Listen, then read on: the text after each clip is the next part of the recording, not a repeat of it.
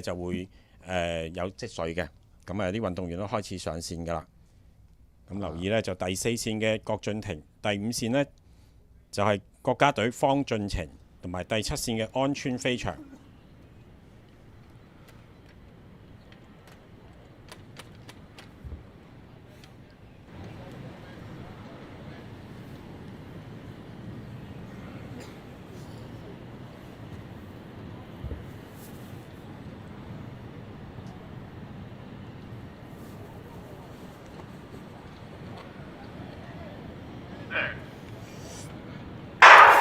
咁起步嘅時候呢，郭俊廷起得好快下喎，暫時呢就少少領先，但係隔離線方俊晴國家隊選手呢就已經追上去啦。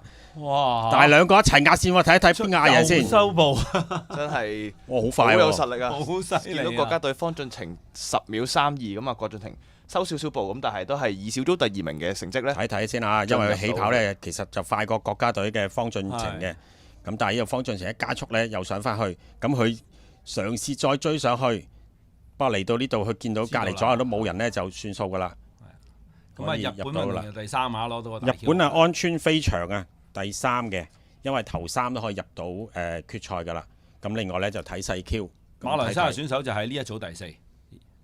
睇睇下時間幾多啦，因為今次個大會嗰個時間都好快出到嚟嘅。係啊，真係好先進㗎。其實今次即係平時可能要等一陣先可能見到自己嘅時間啦。今次基本上你跑完之後，可能1分鐘已經可以喺大鐘嗰度即係大屏幕度就要見到自己嘅成績。咁啊，風速就睇唔到啊，啱啱收咗啦，係好快收咗。哦，第2組都出嚟啦，已經。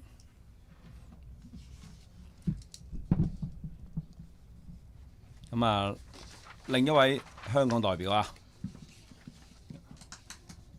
咁啊陳一樂應該喺呢組出戰啦。咁陣間陳一樂呢就會係喺第